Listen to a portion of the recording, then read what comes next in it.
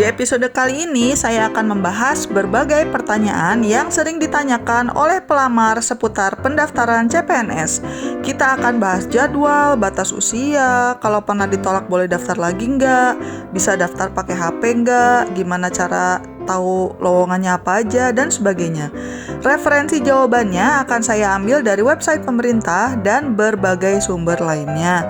Makanya tonton terus video ini sampai selesai ya. Sebelum kita membahas detailnya, jangan lupa untuk subscribe dan like karena channel ini membahas berbagai cara untuk mendapatkan uang tambahan.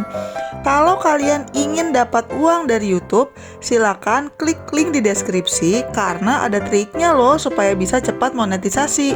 Selain itu, di deskripsi juga ada banyak sekali link lain yang bisa membantu teman-teman mencari penghasilan tambahan dan juga berhemat. Oke, yuk lanjut lagi nonton videonya. Selamat menonton! Kita mulai dengan pertanyaan yang pertama ya. Ini adalah pertanyaan yang paling banyak ditanyakan oleh orang. Kapan pendaftaran CPNS dibuka? Kenapa websitenya tidak bisa diakses? Dan kenapa tidak bisa daftar? Pada saat video ini dibuat, dikabarkan bahwa pendaftaran CPNS 2021 baru akan dibuka pada minggu ketiga bulan Maret hingga April. Sementara seleksinya diperkirakan akan dilaksanakan bulan Juni. Loh kok perkiraan? Iya, karena memang belum resmi diumumkan. Saya juga tahunya dari portal berita CNBC Indonesia dan Detik Finance. Itulah alasannya kenapa websitenya terlihat seperti down atau masih nyambungnya ke informasi tahun 2019. Jadi kita tunggu aja ya. Kemudian selanjutnya, berapa batas usia pelamar CPNS? Saat mendaftar, batas usia pelamar CPNS minimal adalah 18 tahun dan maksimal adalah 35 tahun atau maksimal 40 tahun bagi pelamar yang melamar jabatan dokter spesialis, dokter gigi spesialis, dosen, peneliti, dan perekayasa yang memiliki ijazah S3. Kemudian selanjutnya, kalau usianya masih 17 tahun boleh daftar atau tidak karena di bulan Oktober atau di bulan lainnya di tahun 2021 akan berulang tahun yang ke-18. Sayangnya tidak bisa daftar dulu karena persyaratannya harus berusia minimal 18 tahun ketika mendaftar. Karena pendaftarannya Maret dan April, berarti pas daftar belum 18 tahun. Kalau ulang tahun kalian itu bulan Mei, Juni, Juli, dan seterusnya ya. Kemudian selanjutnya, berapa sih biaya pendaftaran CPNS? Biaya pendaftaran CPNS ini adalah gratis alias tidak dikenakan biaya sama sekali. Kalau Anda menemukan pihak yang mengaku dapat meloloskan Anda seleksi CPNS, silakan laporkan kepada panitia dan pihak berwajib ya supaya bisa ditindaklanjuti. Kalau sudah pernah daftar CPNS dan tidak lolos, apakah boleh daftar lagi? Boleh, nggak masalah asalkan Anda memenuhi kriteria yang ada. Yang tidak boleh daftar lagi itu kalau misalnya nih, Anda pernah daftar CPNS dan sudah pernah keterima, tapi kemudian Anda mengundurkan diri. Kalau sebelumnya gagal, Anda masih boleh daftar lagi. Tapi kalau sudah pernah keterima lalu mundur, itu tidak boleh. Selanjutnya, kalau sudah pernah daftar dan tidak lolos, apakah saya masih bisa menggunakan nilai dari hasil tes sebelumnya? Secara sistem, nilai seleksi kemampuan dasar atau SKD tahun sebelumnya sah digunakan oleh pelamar apabila Anda termasuk kategori pelamar P1TL. Buat yang belum tahu, apa sih kategori P1TL itu? Ini adalah pelamar yang memenuhi nilai ambang passing grade tahun sebelumnya dan dalam 3 kali formasi jabatan yang dilamar, tapi tidak lulus sampai tahap akhir. Untuk tahu apakah Anda termasuk golongan ini, silakan akses halamannya Helpdesk SSCN. Ini linknya ada di sini ya teman-teman. Kemudian pada menu cek status P1TL, masukkan NIK kalian dan juga nomor pelamar seleksi CPNS. Kalau kalian memang termasuk golongan P1TL, kalian bisa menggunakan nilai SKD tahun sebelumnya kalau yang pertama, nilai SKD tahun sebelumnya memenuhi nilai ambang batas atau passing grade SKD tahun ini untuk jabatan dan jenis formasi yang dilamar. Kemudian yang kedua, kualifikasi pendidikan pada formasi jabatan yang dilamar tahun sebelumnya harus sama dengan kualifikasi pendidikan yang digunakan pada pelamaran tahun ini. Selanjutnya, bisa nggak nih daftarnya pakai HP aja? Secara teknis, Anda memang bisa sih mengakses situs pendaftarannya lewat HP atau iPad. Tetapi BKN menyarankan untuk sebisa mungkin menggunakan laptop atau komputer.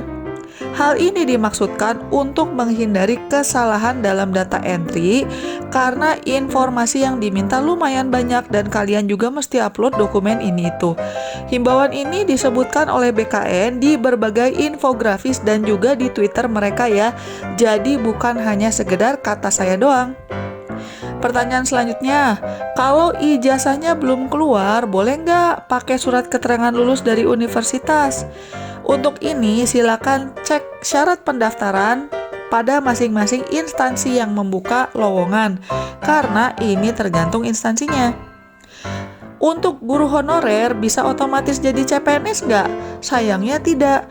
Guru honorer tetap harus mengikuti proses pendaftaran dan seleksi untuk menjadi CPNS.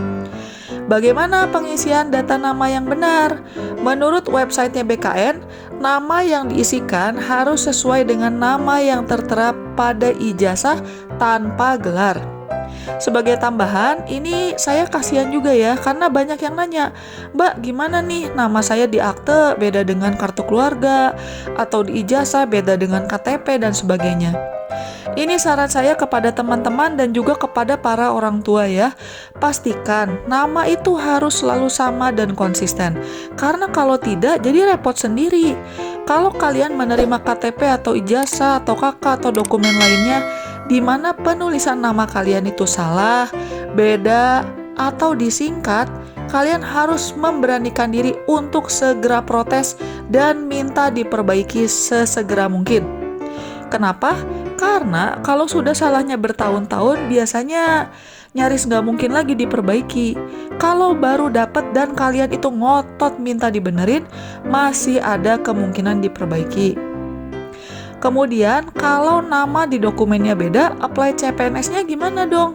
Saran saya, kita ikuti saja saran resmi dari website BKN, yaitu masukkan nama seperti di ijazah, tapi tanpa gelar. Kalau nanti kalian tidak lolos verifikasi dokumen, kalian bisa coba banding pada saat masa sanggahan, yaitu 3 hari kalender setelah pengumuman hasil seleksi administrasi. Selanjutnya, bagaimana jika nomor induk kependudukan, nomor kartu keluarga, nama lengkap sesuai KTP, tempat lahir sesuai KTP, tanggal lahir sesuai KTP saya tidak ditemukan atau tidak sesuai di halaman akun? Untuk kasus ini, pendaftar silakan hubungi Dinas Dukcapil, kabupaten atau kota masing-masing untuk konsolidasi data dan hubungi juga call center Halo Dukcapil dengan mengirimkan data sesuai format berikut. Ini silakan bisa lihat di screen-nya ya teman-teman. Saya juga sertakan nomor WA dan juga alamat emailnya. Kalian bisa menghubungi kontak di sini. Kalian bisa menghubungi kontak informasi yang disebutkan di sini. Selanjutnya, bagaimana cara mengecek lowongan informasi yang tersedia? Silakan akses halaman SSCN, kemudian pilih menu layanan informasi, lalu tekan info lowongan, dan kemudian lengkapi form isian yang dibutuhkan. Kalau halamannya masih belum akses ya berarti belum buka ya, jadi kita tunggu saja. Selanjutnya, berapa banyak posisi yang boleh saya apply? Apakah bisa mengindikasikan pilihan pertama dan pilihan kedua? Sayangnya untuk CPNS, pelamar hanya boleh apply ke satu posisi saja. Setiap pelamar CPNS hanya bisa mendaftar ke satu formasi jabatan pada satu instansi pada satu kali periode pendaftaran. Jadi tidak ada tuh yang namanya pilihan pertama atau pilihan kedua. Tapi kalau Anda sudah pernah daftar sebelumnya di periode yang lalu dan tidak lulus, Anda boleh mendaftar ke instansi dan posisi yang berbeda, tidak harus sama dengan sebelumnya. Selanjutnya, bagaimana cara mengubah pilihan instansi pendaftaran atau posisi?